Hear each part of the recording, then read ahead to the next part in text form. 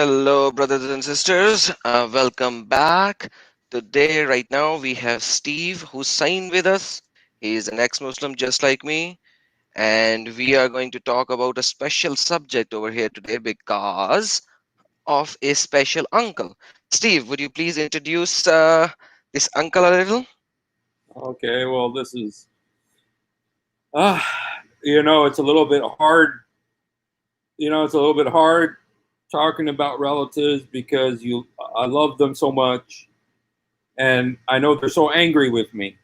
They're so angry with me about me doing these videos and everything. And this particular uncle, and he's, he has, he's been commenting pretty regularly, and I feel like he is watching a lot of my videos, and I usually do one video a day, almost one a day. Usually because some days I think, okay, I'm not going to do one, but then somebody sends me a message like this uncle, and it's like I feel a responsibility to respond to it. And the last one that I did, the last episode that I did, my uncle responded to. And the thing that he said, and he said it twice, is that Muhammad is a mercy to the world. Rahma lil alameen in Arabic. And this is the belief that Muhammad was so merciful and so wonderful. And you know, I know they want to believe that. And you know what? And I believe Muslims are like that. Muslims are like that. This uncle is like that. These people are like that. They're so beautiful. They're so wonderful. My Muslim relatives, they're so wonderful. They are like that. But the problem is Muhammad wasn't like that. And the books are so clear that Muhammad wasn't like that. And it's almost like they're trying to make Muhammad, the CNN Muhammad, the liberal media, the America Academia Muhammad, that is the one that fed the cat, fed the donkey, gave water to the donkey from a shoe, and all this kind of stuff. But if you look at the Islamic sources, unfortunately, if we really want to be honest, that's not the real Muhammad. He wasn't a mercy to the world. And so I just wanted to talk a little bit about. I know that because of your great knowledge in the Hadith and the Sira Nabawiya, in the biography of Muhammad, I knew that you would be able to speak about this subject. Yep, this is a very huge subject, quite frankly, and you can actually, in the meantime, you can actually share. You can go to my page and share it on your page as well. This video. This is a very good topic and very deep topic because there is one verse where things starts, and let me just put it on that. It's chapter number 21, verse number 107. It says, "And we have sent you, O Muhammad, not but as a mercy for Alameen." So for all the people, the jinn and everyone, that's what that's where we have to look at it. What is the mercy, right? So we have to look at the mercy of Muhammad. And to begin with, just like a couple of hours ago, I did another video where I've shown you what the teaching of Muhammad is when it comes to marriage of a woman. So you can actually look into this as well in my previous post, and you can see the marriage is young babies. This is Tafsir al-Alain, Tafsir al-Ibn Abbas, young age, their viewing period is 3 months, who hasn't been menstruated yet.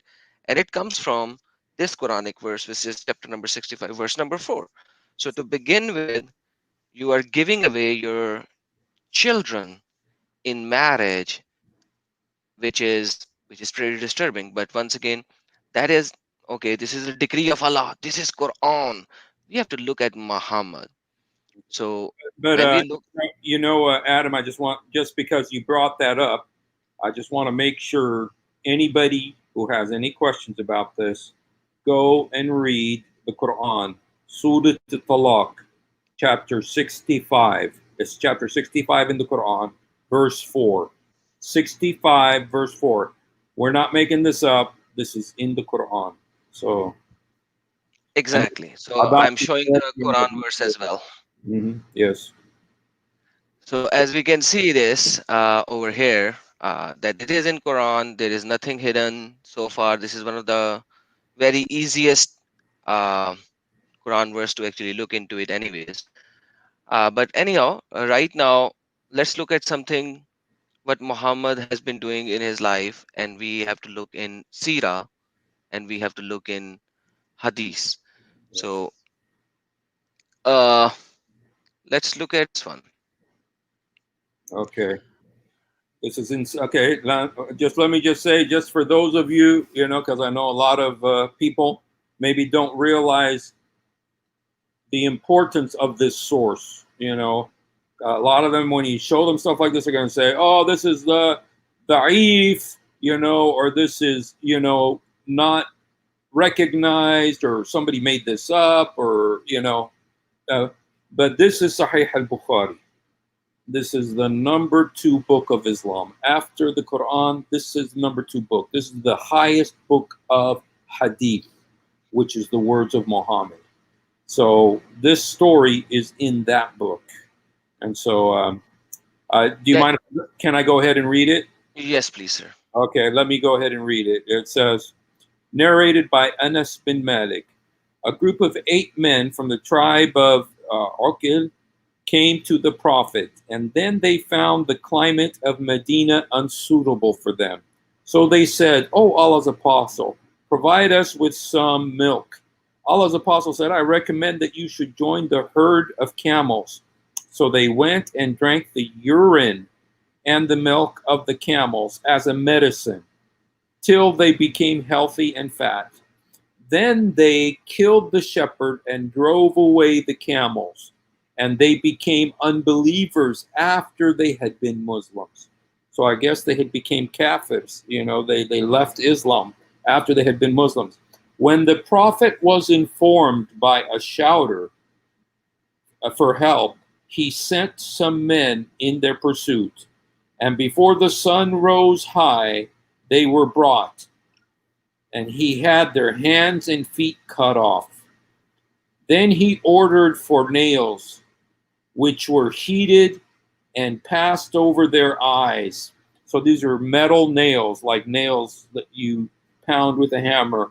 He had them heated and passed over their eyes to make their eyes explode.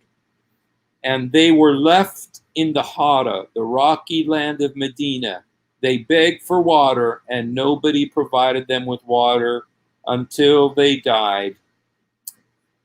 And so That's Abu, a Abu mercy, basically. yeah, Abu Kalaba, they committed murder and theft and fought against Allah and his apostle and spread evil in the land. Now, this is going back to chapter, the very famous verse, Obama's favorite verse in the Quran. This is Obama's favorite verse is chapter 3, 50, 52, and this is 53, which is in the Quran, chapter 355, which is if they commit uh, corruption in the land, In the land. you cut off their hands and feet and crucify them and stuff. So anyway, but is this mercy? Is this mercy to the world? This is a good mercy, I think, because they were killed eventually. I don't know, Steve. Like seriously, how like there is something when we are talking about Islam, it's eye for an eye kind of a religion. That's what most of the things are actually stated as well on that. So if somebody killed somebody, he should be killed. But here you can see that what happened, because if you look the other narration of this hadith, it was the herd of Muhammad. So Oh, that herd was the herd of Muhammad. He oh, actually said to them, "Go to my herd and get the camel milk and urine from oh, there and drink it." And because it was his, and oh, they killed his slave who used to take care of those camels and took the camels by themselves, and that's what happened, that he caught them, then he cut their hands and feet from the opposite side, and even then he was not satisfied, and then he actually put the hot uh, nails in their eyes. And some people say this is this is the punishment that was given before Allah revealed the punishment of everything. And okay, that's even worse, because if Allah's punishment is to cut their hands, Muhammad is Rahmatul lil Alameen, then Muhammad should have actually given them lesser punishment or at least equal punishment. How can Muhammad give a punishment which is beyond Allah's punishment, or how can he start it? Like, this is how bad it goes into it. Wow. And it, you know, and it goes back to that. Is this a mercy to the world? You know, when you say he's a mercy to the world, you know, it's almost like you don't even need to comment on it.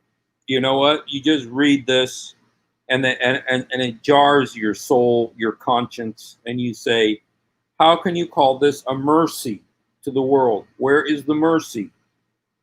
You know, and so Look at anyway, another mercy. okay, okay. This one is particularly painful. This one is very hard. You know, this is you know, if you've never heard this story, you know, this is a story that can give you nightmares.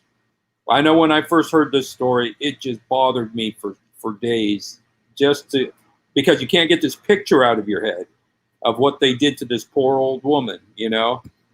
And can you mind if I go ahead and read this? Please be my Yeah. guest, sir. Allah's messenger sent Zayd to Wadi Qura, where he encountered the Banu Fazara. Okay, that's a tribe, the Banu Fazara, the sons of Fazara. Some of his companions were killed, and Zayd was carried away wounded. Ward was slain by Banu Badr. When Zayd returned, he vowed that no washing should touch his head until he had raided the Fazara. This is the people uh, that they had gone to at first, the Banu Fazara. After he recovered, Muhammad sent him with an army against the Fazara settlement. He met them in Qura and inflicted casualties on them, and took Qurfa as a prisoner. Now, Qurfa she was like a woman who was like a leader in the tribe, and she was like 120 years old. Okay, the belief is that she was like around 120 years old, very, very old woman. He took her as a prisoner. He also took one of daughters and Abdullah bin Masad, a prisoner. Zayd ibn Haritha ordered Qais to kill Qurfa, and he killed her cruelly. He tied each of her legs with a rope and tied the ropes to 2 camels, and they split her in 2. So what they did is they tied her with 2 camels, her legs, and now I've heard also her hands. And then they beat the camels so that the camels went in opposite directions, tearing her in half. Tearing her in half.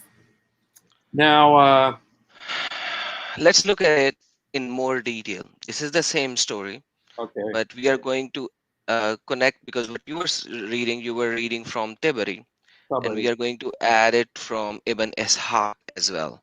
So the story from the from Tiberi is there, and then Ishaq continues and says, then they brought Kulfa, daughter of Mas'ud, the son of Apostle. The daughter of Qaif belongs to Salama, etc. She had a position of honor among her people, and the Arab used to say, had you been more powerful than Kurfa, you could have done no more. Salma asked the apostle to let him have her, and he gave him, and he presented her to his uncle, and she bare his Abdurrahman. So basically, her what happened to her daughter? her daughter, yeah, What happened to her daughter? She was was given away. just given away in marriage. You know, it Given just away. That's not even marriage. It was just given away. yeah. And this is Because we need to understand that if you are a capture of war, we have done this in the past. If you're a capture of war, you are a sex Slave. toy, sex slave. Mhm, And that's what it is. mhm, That's what it is. First, that woman was killed cruelly, mhm, by tying her legs mhm. with camel and splitting her into two. And then her daughter was given away.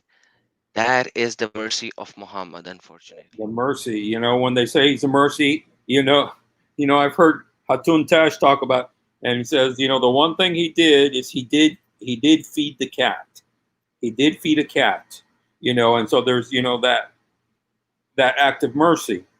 But towards people, it was a different story, And we got these stories, look at Kurfa, look what he did to these guys, and it was just like, if you look at the other guys, the guys who killed the camels and did all that stuff, they killed somebody, but it was the excessive cruelty of it. I mean, taking the nails, putting it on their eyes, and just and then they were begging for water, and it just shows you the excessive cruelty. And there's a name for Muhammad, and I'll just go ahead and say this. And I, when I had a TV show, I did a program about this, and that is Muhammad is called the Hawk al Qattal. The Oh Hawk my goodness. al Qattal. Have you heard that? No, I'm hearing it for the first time. The Hawk al Qattal. And what that means is the laughing killer. The laughing killer. That he would, and there was a couple of terrorist uh, bombings. Remember the terrorist bombings in London when they blew up the underground trains? The guys who did that, they wrote a paper about what they did, a letter, and they signed it, Dahuk al the laughing killer. And that's about Muhammad because he was called that. And so, a mercy to the world, I'm not sure. So anyway, these are the most respected. Ibn Ishaq, it needs to be said, this is the earliest biography of Muhammad, the earliest biography of Muhammad, and so you can't just say, oh, we're making stuff up. No, this is in the sources there. Tabari, the most respected historian, Islamic historian, and that's where these stories are coming from. And you got to consider, is this a mercy to the world? So, This mercy, because I said that she was given away, so I have to give some evidence on that before somebody would start coming in and say, you lie and all. So this is the hadith once again, how Muhammad used to give away slaves. uh, and it is once again Sahih Muslim, uh, hadith number 3371, grade is Sahih. And what is happening over here is that Abu Sa'ad, did you hear Allah Messenger mentioning Al Azl? He said yes, and added, we went out with Allah Messenger on the expedition to Bal Mustalik, and took captives of some excellent Arab women. So imagine how it has been described. The first derogatory term is some excellent Arab woman, and we desire them. we So we were, desire. yes, desire them, sexually desire them. We already read the word al azl. The definition of al azl will be in the next line. And we desire them, for we were suffering from the absence of our wives. We also desire ransom for them. So they wanted to sell them away with ransom. So we decided to have sexual intercourse with them, but by observing azl, withdrawing the male sexual organ before emission of semen to avoid conception. But we said, we are doing this act where Allah Messenger is among us. Why not ask him? So we asked Allah Messenger, and he said, it does not matter. If you do not do it, for every soul that has to be born up to the day of resurrection will be born. I will ask all of my listeners who are Muslim or non Muslim, put yourself in the shoes of those ladies. I'm sorry if you feel pain on that, but put yourself on the shoes of those ladies. Your husband, your brother, your father, whoever it is, are either killed or in prison, and you are taken as captive. Is this a legal sex or rape? Is this a legal sex or rape? And because somebody said share it, I share the reference of it. The reference is there. It is Sahih Muslim, Book of Marriage, Hadith 3371. If you have any problem, just copy a single line from here into sunnah.com and you will see that. So once again, this is, and this is not the only one. This is not the only one. Quran actually explicitly says that. Quran says that, chapter number 4, verse number 24. And married women are except the married and also prohibited to you all married women except those your right hand possesses. This is the decree of Allah upon you and lawful to you. So That's chapter basically, 4, verse 24 of the Quran. verse Chapter 4, verse 24. exactly. And then this is actually coming. And then chapter number 23, verse number 5 and 6 states, and they who guard their private parts except for their wives or those their right hand possesses, indeed they will not be blamed. So wife and a right hand possessed. Once That again, we look. and people need to know when it says those your right hand possesses. I heard a sheikh talking about what does it mean right hand possesses. He said, well, it's like a cup. I own a cup, so that's something my right hand possesses. So when you say something that I own, so he's talking about a slave girl, and you are allowed to have sex with your wife and those your right hand possesses. You know, you're not allowed to have sex with married women except those that your right hand possesses. The Quran says that. That means you're not allowed to have sex with married women except the slave girls. And so, you know, there's so many verses about this class of women called those your right hand possesses. Malakat al-Yamin in Arabic. Malakat al-Yamin. And that's, another issue, that. Let me put it into another context. In Okay. Quran chapter number 66, verse number 1, O Prophet, why do you prohibit yourself from what Allah has made lawful for you, seeking the approval of your wives? And Allah is forgiving and merciful. Tafsir al-Jalalain, O Prophet, why do you prohibit what God has made lawful to you in terms of your Coptic handmaiden Maria? And what is she doing? When he lay with her in the house of Hafsa, who had been away. So Muhammad laid with handmaiden Maria in the house of Hafsa. Once again, we can go and see Asbabul Nazul by Al-Wahadi, and it says, Messenger of Allah, bless him, give him peace, entered the house of Hafsa along with the mother of his son. Maria, when Hafsa found him with her in an intimate moment, she said, why do you bring her in my house? So this is Muhammad. This is Muhammad, merciful.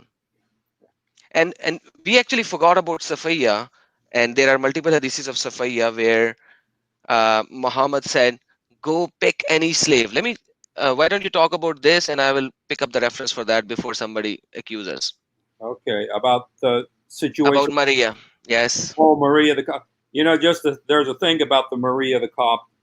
If you look at the story of what happened there, okay, Maria the Cop was given to Muhammad as a gift, from the king of Egypt, because he knew what Muhammad liked, and so he gave him this girl, and there's a lot involved with this story. There's a lot involved with this story, besides just the surface stuff. But let's just leave it at surface stuff today with Maria the Cop. But what happened is that one day Muhammad said to Hafsa, his wife Hafsa, and Hafsa is the daughter of Umar bin Khattab. And so Muhammad was married, to the daughter of Abu Bakr, the first caliph, who was Aisha, his 6-year-old wife, and then Hafsa, the daughter of Omar bin Khattab. And so one day Muhammad was feeling very generous. He was feeling very nice. And he said to Hafsa, he says, honey, you haven't seen your dad in a while, you know, and I bet your dad really wants to see you, and you know what? Why don't you go see your dad today? You really should, and I just got to give you some time off. I feel bad, you're always around here and everything. Go see your dad, spend a little bit of time with your family, because I know you really, they miss you and you miss them. And Hafsa says, "Oh, thanks, honey. That's really nice of you. You're so kind. Peace be upon you." And but then, as soon as she leaves, Muhammad brings in Maria the Copt, the slave girl, and then he has sex with her. Starts having sex with her on Hafsa's bed. And so, but as Hafsa's leaving, she's thinking, I wonder what's going on. I wonder if everything's okay. And so she ends up turning around and going back to the house. And then she catches Muhammad and Maria, as you just read, catches them in an intimate moment, having sex. And That's a full story with a little bit of your salt on it. Thank you so much for that. But like, imagine Muhammad by himself is involved in having sex. Now, the later watered down, non-humiliating story is as well present in Ibn Kathir, where you will see actually both of these stories. The other story is about honey. So now, if Muhammad said, "I will not have honey," why would the verse of Quran will say, "Hey, why do you prohibit yourself for what is made lawful for you?" Anyhow, I just wanted to put it in as well, because they say Islamophobe. You look at one, you do not look at another. But like, look at what is written in the sources, and then the later sources will give you watered down approach, where they will say it was honey and Hafsa yes, didn't like about honey, and she and Aisha started fighting with Muhammad on why do you eat honey. Are you kidding me? Two Ummahatul Mu'mineen, mothers of all believers, will fight with Muhammad on honey, and Muhammad will make a promise that I will never eat honey. Like, come on, it doesn't make sense at all from any perspective. yes. Well, But you know anyhow, we are what? talking about the sorry. No, yes. Well, I want the story gets sadder. It gets more sad because Muhammad finally he promises. Hafsa says, "Oh, listen, honey, don't tell Aisha." Because he was scared of Aisha. He was scared of Aisha. She was younger and stronger than him, and so he was scared of her, and she was his favorite. And so Hafsa went and told Aisha, and so there was a problem. But you know what happens at Muhammad? He goes pouting, goes pouting, stuff, goes to the mosque, and then Allah comes to the rescue with the verse, "How dare you keep from yourself that which Allah has made permissible to you just to please your wife?" that's And so, from the eternal preserved tablet in heaven, Allah is Jibreel brings a sending verse this. from the for yes, and you just think Allah got involved in this situation as He always did to justify Muhammad's desire, just like Aisha said. Aisha told him once, "Allah yusara ala hawak," or something like that. And what it means is Allah hastens to fulfill your desires. Yes, Aisha told him, and Aisha so was there's pretty another. smart on that. She knew She was something fishy is happening. she So knew she was anyhow, very smart. we need to go back to Mm. our subject of mercy of Muhammad. It was just a little bit of a sidetrack to correlate things. So going back to the subject, this is the mercy of Muhammad. That's again in Sahih al-Bukhari 947, or the older narrations would be book number 2, volume number 2, book number 14, hadith number 68. Allah Messenger offered Fajr prayer when it was still dark. Then he roared and said, Allahu Akbar. Khyber is ruined. Welcome When to another. when we approach near to the nation, the most unfortunate is the mourning of those who have been warned. The people came out into the street saying, Muhammad and his army, Muhammad and his army. Allah's messenger vanquished them by force, and their warriors were killed. The children and women were taken as captives, and Safiya was taken by Dahril Kalib, and later she belonged to Allah Messenger. So who's Safiya? So first of all, let's dwell on this first. Khyber, you attacked Khyber, you Yes. vanquished all the forces, but who attacked? Muhammad and his army attacked. Vanquished everyone by force. Chapter number 9, verse number 28. Go fight the Jews and Christians and pagans until they pay jizya or kill them. And there you see the same. And the children and women were taken captive. Now, what is happening to Safiya and who's Safiya? Let's look at it. The next one. Anas said, captives were gathered at Khaybar. Dahya came out and said, Apostle of Allah, give me a slave girl from the captive. He said, go and take a slave girl. And that's why I have the heading as Muhammad giving away slaves like carrots. Go and take a slave girl. He took Safiya, the daughter of Huyaya. A man then came to the Prophet and said, you gave Safiya? Really? She's the chief lady of Qurayza and Qurayza and Al Nadir to Daya. No, why? What did you do that? Seriously? That she belongs to you. And then the agreed version goes, she is worthy of you. Okay, fair enough. And he said, call him along with her. When the Prophet looked at her, he said, take another slave girl from the captive. This is for me. And it says that then set her free and married her. This is another thing.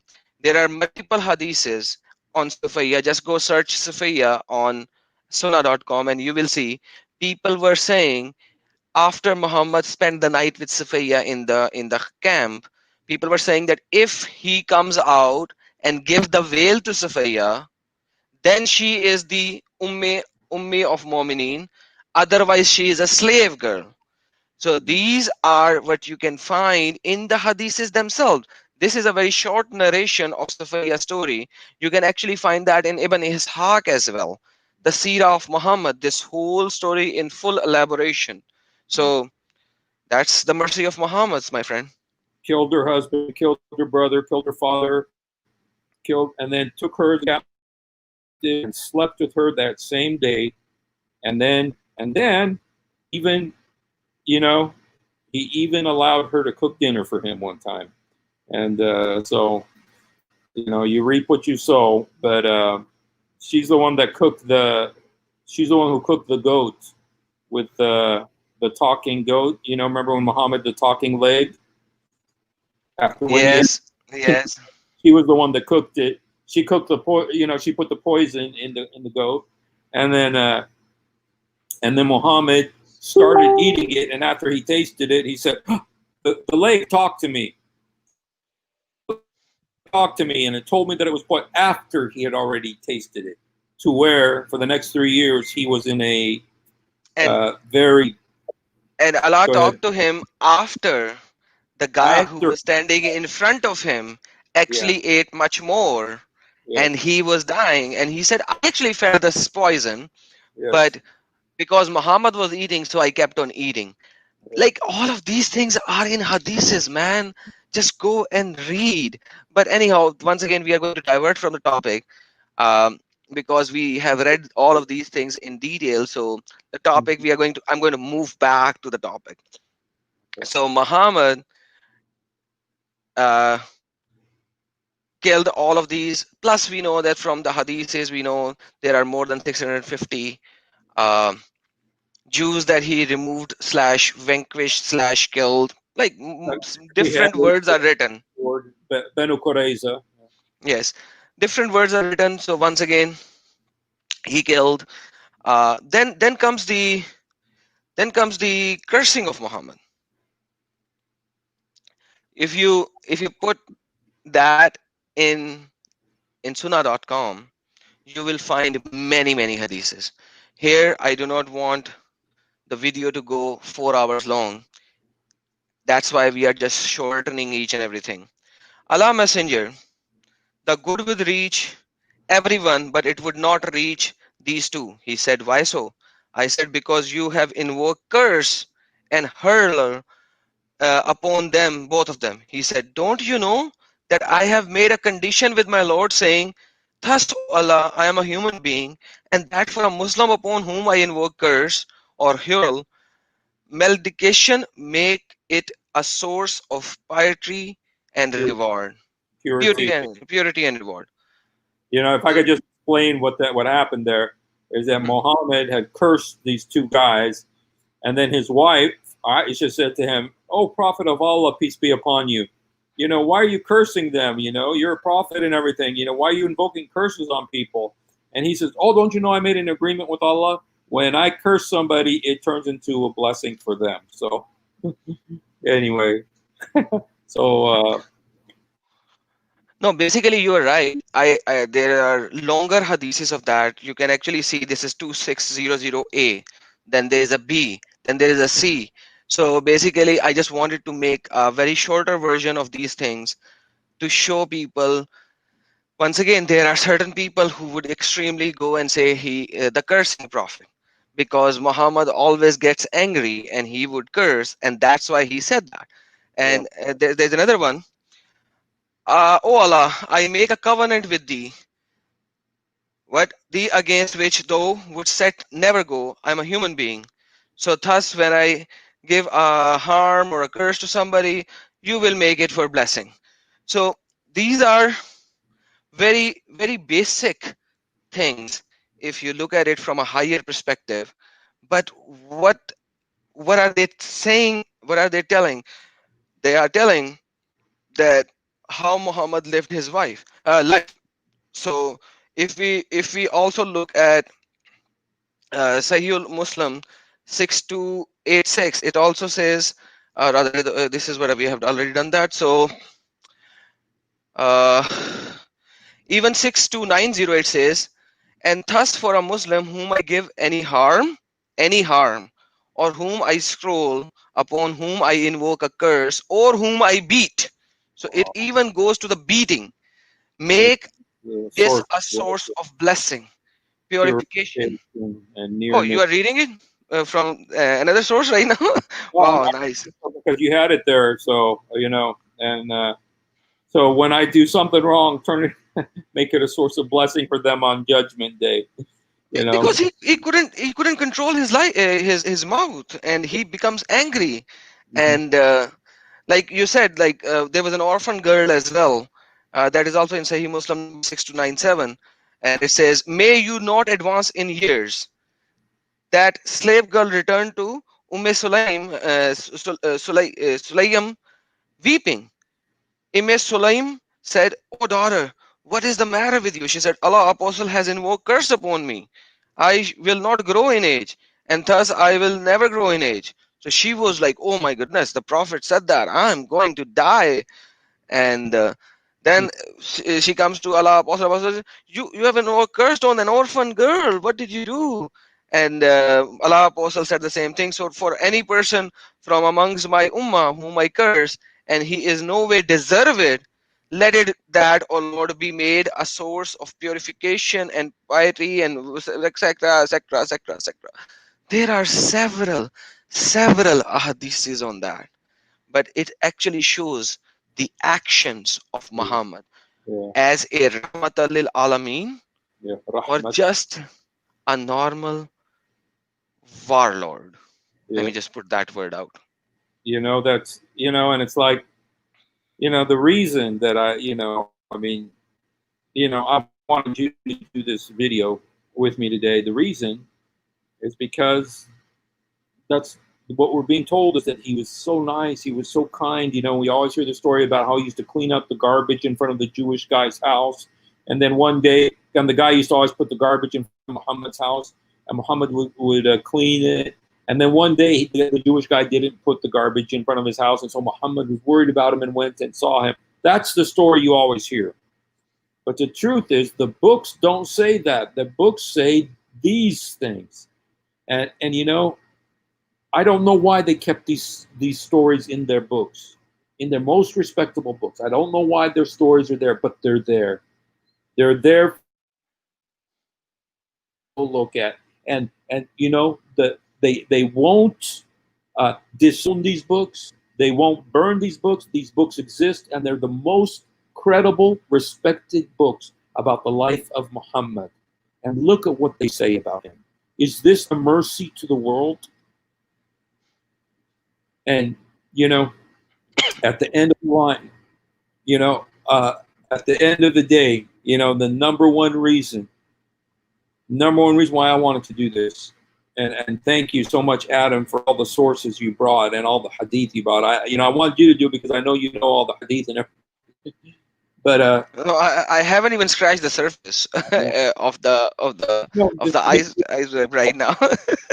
just for a week. I know. I could think about 14 different stories right now that I'd want to do, you know. But I just wanted to, you know, to just touch it, you know, and to just think about what he did in Kirfa, between the two camels.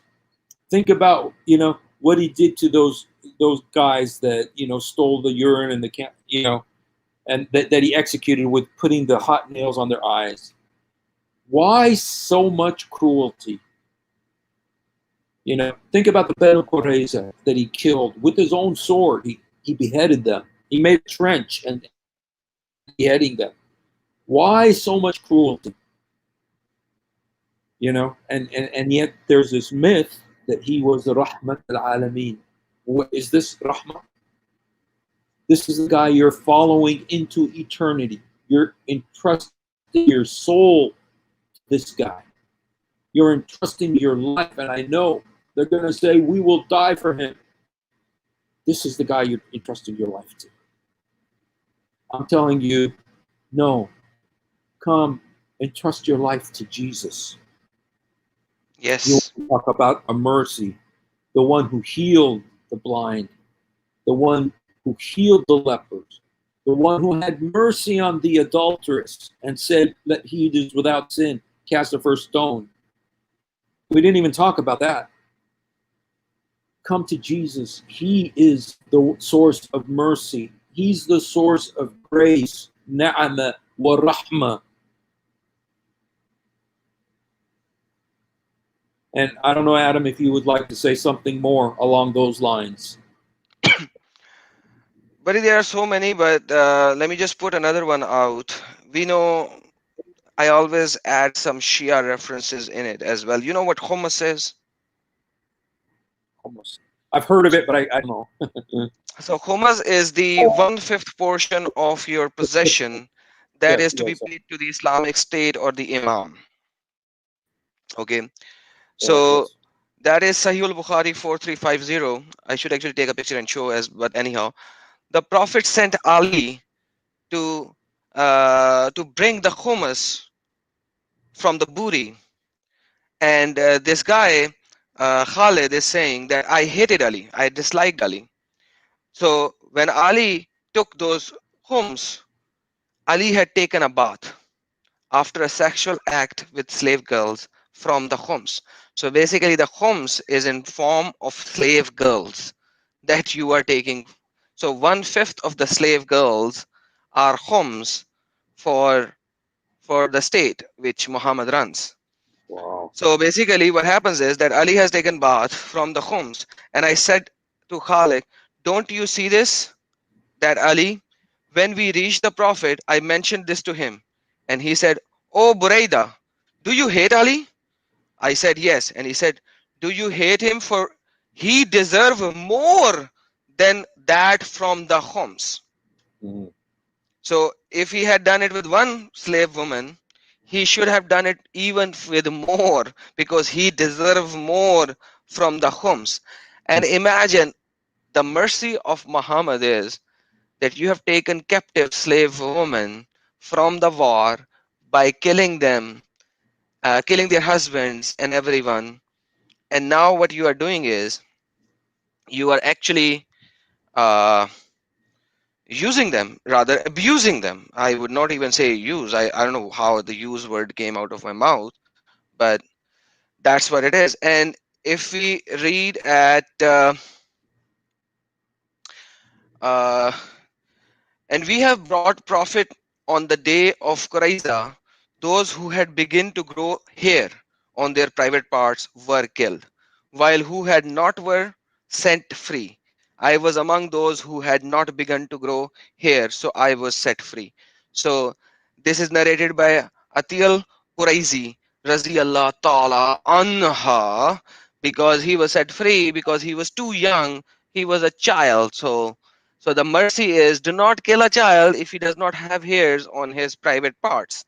But at the same time, if we look at Sunnah ibn Majah, and that's hadith number 2946 from book 24, it says, the prophet was asked about the polytheists who are attacked at night. So who are attacked at night by whom? By the Muslims, obviously, and their women and children are killed, obviously, because you are attacking at night, you are raiding them, and some women and children are also killed. He said they are from among them. This is Sahih. This is volume number 4, book number 24, hadith number 2839. Or if you read the Arabic reference, it would be book number 24, hadith number 2946 from Sunan ibn Majah, and that's also Sahih. And that's also Sahih. Sahih Muslim 22. And you would also proclaim it because this is a very important hadith. This is the first time Shahada was introduced. I have been Okay. commanded to fight against people till they testify that there is no God but Allah, that Muhammad is the messenger of Allah, and they establish prayer and pay zakah. And if they do it, their blood and property are guaranteed protection on my behalf, except when they justified by the law and their affairs are rest with Allah. Like I don't know how many we need to show over here to to get people to realize and understand the mercy of Muhammad Yes. is extremely merciful. Yes. Well, it says that the words of the Quran are mubin, they're clear, and so I think either mercy means something else. Maybe mercy means something that we don't understand. And I have kept this for the last. I want to read this as well. This is okay. Sahih Muslim 1695b. A lady coming to Muhammad. I have wronged myself. I have committed adultery, and I desire that you should purify me. What did Muhammad said? He turned him away. On the following day, he again came to him and said, Allah Messenger, I have committed adultery. Allah Messenger turned him away for the second time and sent him to the people, saying, do you know if there is anything wrong with his mind? They denied of such thing in him and said, we do not know him, but as a wise good man among us, so far as we judge. Come the third time, the prophet sent him as he had done before. He asked him, and they informed him that there was nothing wrong with him, etc., etc. When it was the fourth time, a ditch was dug for him, and he, the prophet, pronounced judgment about him, and he was stoned. He, the narrator, said, then there came to him the holy prophet.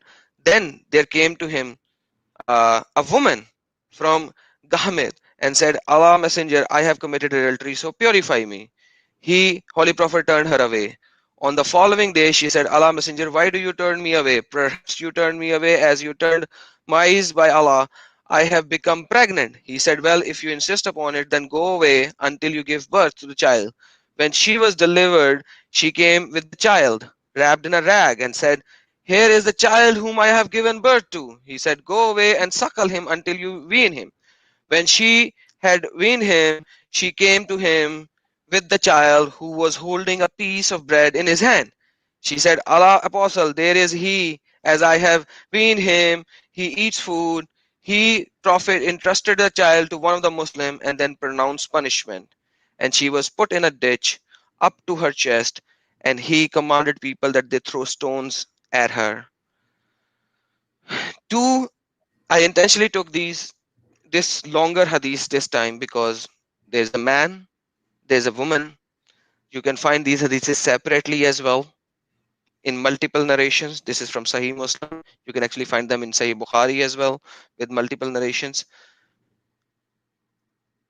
I'm gonna correlate it with the gospel. You want to see mercy. We are talking about mercy, mercy, mercy. Let's see the mercy. Let's see the real mercy. The lady came to Jesus. Rather, she was brought to Jesus by the Jews that this lady has committed adultery. She should be punished by stoning to death. Jesus, Hey, Adam, I just want to tell you that my one of my cousins just says that you're lying, and that's not how the story goes. But you were reading it exactly, and so I don't know what he thinks you said yeah, wrong, but I was following it, and you read exactly word for word what is in the book. So yeah. anyone, He will be like, oh, this lady should not have come again. This guy should not have come again. This guy and this lady wanted it. Okay, I know that. I know that particular verdict or rebuttal as well. But that's the problem. These people wanted Muhammad to forgive them or tell them to do something so that they could be forgiven, so that they would not go into hell. That's the answer for that question. So anyhow, that is not even written in hadith, but I'm answering your rebuttal before you could even send that rebuttal. Anyhow, let me go back to how what the Jesus did. The adulterous woman was brought by the Jews stating, hey, she did adultery, she should be stoned to death. What are you going to do? Okay, they want him to give the verdict. He looked down on the ground and with his fingers he started writing. Now we have to go into commentaries, but I'm not going to go into commentary and say what he was writing. But anyhow, what he said was, whoever has never sinned, throw the first stone. Whoever has never sinned, throw the first stone. And Steve, what happened? it says everybody from the One by one. youngest, yep, from the oldest to the youngest, they all walked away. Because there is nobody in this world who has not sinned. Yeah. And then what did Jesus tell to the lady? And he said, and she was the only one standing there, and she asked Jesus, and what about me? What should I do? And he said, go and do not do this again. Or when Go sin, away and do not do it. Sin no more. Sin no more. So the whole idea behind this is that anyone can do sin. He, Jesus, would forgive the sin. He had the power and the authority in this world and the world after to forgive sins.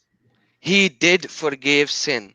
He said, do not commit this sin again. Go and do not, I forgive you. Because she asked, you people are saying, she asked the ladies, the guy and the lady asked Muhammad. She was not dragged there. This lady could have gone away when everyone else went away. No, she stood there on the same ground and she asked Jesus, what about me? What should I do? Right? And Jesus said, go and sin no more. don't sin no more. That's that's Jesus. That's mercy. Yeah. He he is the one who came as mercy. He never had slaves. He never asked to have slaves. He never said that you should fight and capture the woman as slave and have them for sex. He never cursed anybody. He never cursed a human soul ever in his life. That you cannot even find that. Yes, I know certain people say about the tree. Forget, that's not even a human. And there is a story behind it. There's a tafsir for that. So go read and don't just make accusations simply by saying it. Yeah. He never said have marriage with an underage girl. He never he never punished somebody for killing. Like he never took camels or donkeys and ripped people apart. He never held a sword to kill somebody, but rather when Peter, if I'm not mistaken, cut Yeah. the ear of the soldier, he took up that ear, he placed it back, and he said to Peter, "The one who lives by the sword, die by the sword." Yeah. So, life of Jesus is this life. But rather, if I need to compare, I should never even compare Jesus with Muhammad. There's no comparison. How can a light, a life, a truth can be compared with Muhammad?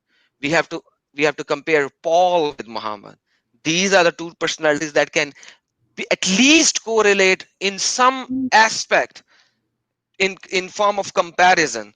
You can never compare Jesus with Muhammad, and that's what it is. And Tamur Ali is saying, LOL, you are good to make people fool.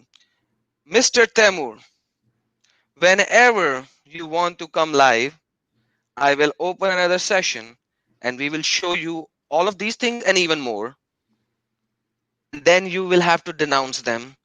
And if you denounce all of them, these are hadiths, these are tafsirs, these are Quran, then you are not even a Muslim. So thank you so much for showing your stance over there, but that's what it is. So even Paul did not take up the sword when he became Paul. So when he was a Saul, we are not even talking about that. When he actually found the light, he never took up the sword. He actually preached. He went areas to areas and preached. When we talk about Muhammad's apostles, means the caliphs, and they went into war after war, battle after battle, and in 250 years they won a lot of land. Because what they had behind the motive of battles? Jizya, land, and women. Either Women. they'll get jizya, or they will get land and women. That's the motive they had. But if you look at it from the apostle of Jesus side, they had no motive, but rather Jesus already told them that you will be persecuted in my name. You will be persecuted in my name. You will be killed in my name. And all of them, with the exception of John, all of them were some of them were killed, some of them were crucified, killed, Yeah. and some of them were put on an X cross and killed. That's how they lived their life without the sword, Yeah. and they spent their life while preaching the good news. Hallelujah. That's the major difference.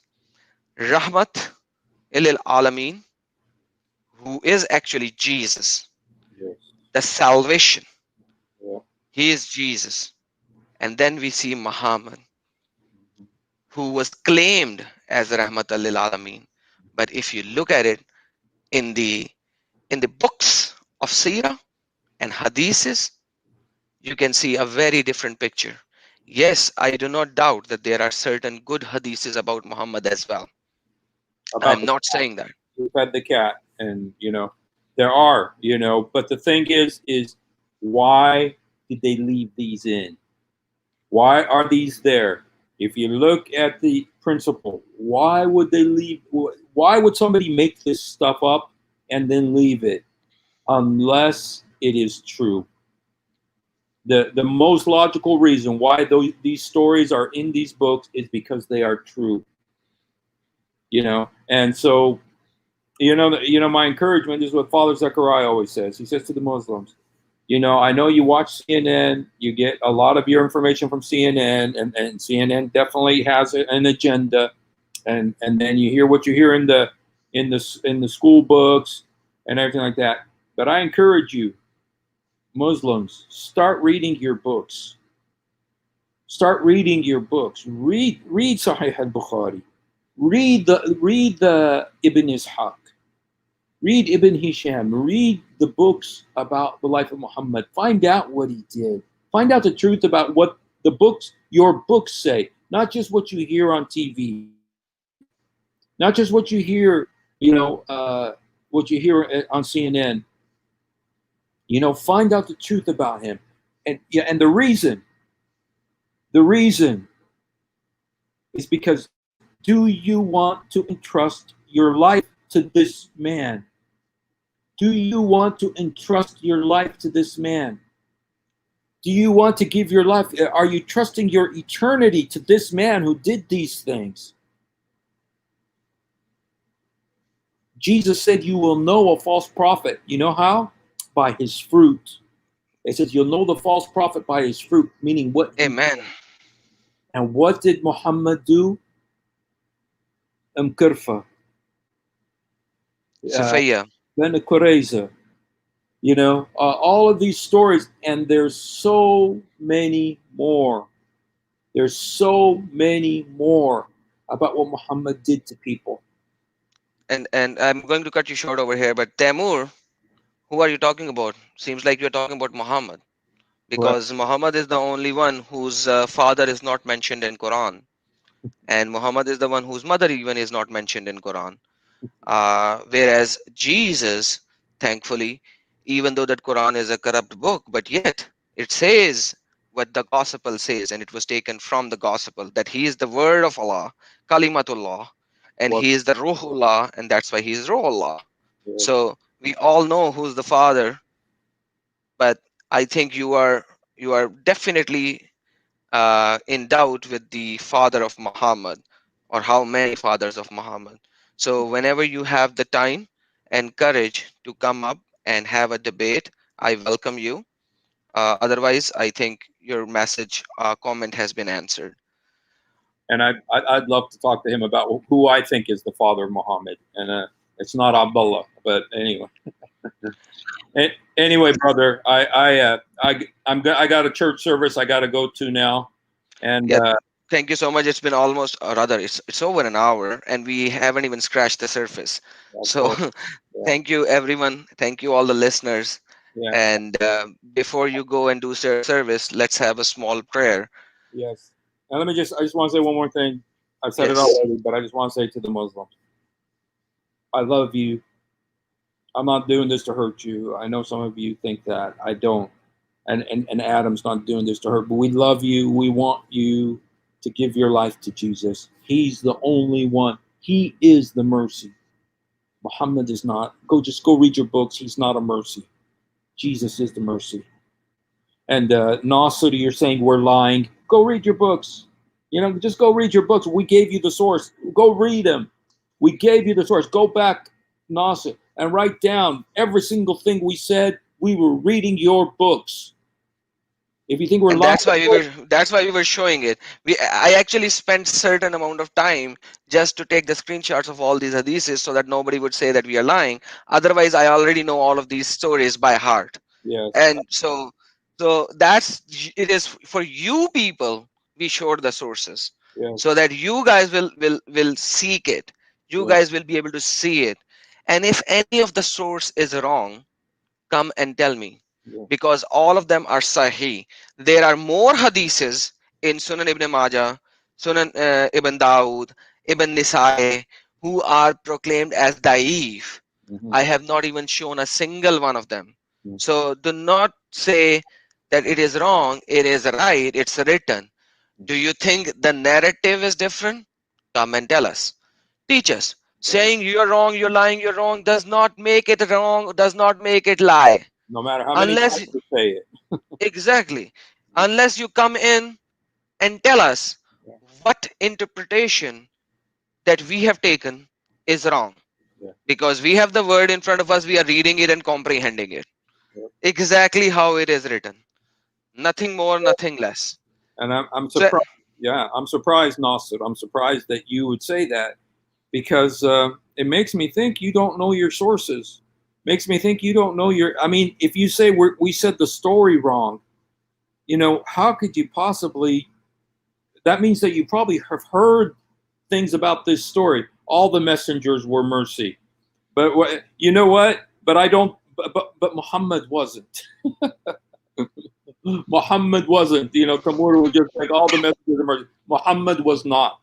You know, that's the thing. Muhammad was not a mercy to the world. And I know that they'll say all the messengers were mercy. But the focus that I kind of get the feeling the focus is that Muhammad is a mercy. You know, that's what they want to push, is that Muhammad is the mercy, and that's why we want to show you he was not a mercy. Look at what he did to these people. Look at the lives he destroyed. Look at how many people's lives were destroyed by this man. And and I don't want you to follow him into eternity. That's the number one thing. I don't want you to follow him into the dark. Don't follow him into the darkness. Okay, this guy actually said we are more Christians than the Christians themselves. Do you actually mean what Christian means? You know what Christ means? You know what it What? is? I was at the mosque today preaching to some Muslims, and I know you've heard this a million times, that we love Jesus more than you guys do. You know? Yes, And I just tell them, well, it's a different Jesus. You love Isa. You don't. exactly. You divested him of his deity. You divested him of his deity. You say he's not God, and he is God. You say he's not God. That's not loving him. That's not loving him. That's another Jesus. You have another Jesus. Isa is not Jesus. Dude, You have you are bringing this topic, and then I have to speak a little on that as well. So, Quran by itself says he is Kalimatullah, and a he is Ruh Allah. So Ruh is Jibrail, because now if they say Ruh is Allah, then they will, because Allah is Bilah Ruh anyways. And then in verse it says Warruhana, Allah is saying, and we and and the one who guarded her chastity, we have put in her. And then Allah is mute, what? Because it goes back to Farajaha, and it says Warruhana, what? Our spirit. And then again what happens is, when Allah was doing all of this, they are actually not even translating it. So Allah is putting his own ruh. Wow, the word is wow, moving for the previous noun who is saying, and Allah is saying it. So his ruh. But anyhow, that is not the subject of the. That's what we are saying as well. That Jesus is what? The ruh of God, not Allah. God, the Father. And that's what makes him divine. He was there before the world was created, because God created the world by his word. That's what says in Genesis. Go read it. And his spirit was hovering over the waters in the deep. That's what it says. We can correlate. There are so many verses. I am doing already a Isa of Islam versus Jesus of Bible. It's a whole 10-part series. 3 parts are there. Go watch them. Come back with the rebuttals. I will debate with you. And Temur, I have read enough. I don't think I need to read more. Go, come and have a debate. Get your materials collected and let us know when you can actually have a debate and we can go live. Right now, thank you so much, every listener, all the listeners that were listening, all the listeners that will actually come later and watch and listen. We thank you. Holy Father, thank you so much for this blessed time that you have given us, that we could speak the truth, show the deception and the lies that they are believing, give them their own books to see what is written. Lord, also, we have given the word of the Bible to them, which is the living word, where the salvation is. Because Jesus, you came down to this world because you loved us, because you loved us, your own creation. You loved us enough to come down and sacrifice yourself as the lamb for our salvation, for our salvation, took upon the sins of this world. And because of you, we can be called the family of God. It is a religion. It is not a religion. It is not a religion, guys. It is not a religion. It's a relationship between you and God, because God loved us so much that he wants us to be in a relationship with him. With him. That's the love of God. Thank you, Jesus, for everything that you have done for each and every one of us. Lord, give the light and life to the people who are still in darkness. In Jesus' name I pray. Thank you, everyone. God bless you. Love Jesus in truth. Love Jesus so that you could actually know him. Stay away from Islam because that's nothing than darkness. Take care, guys. Have a blessed time.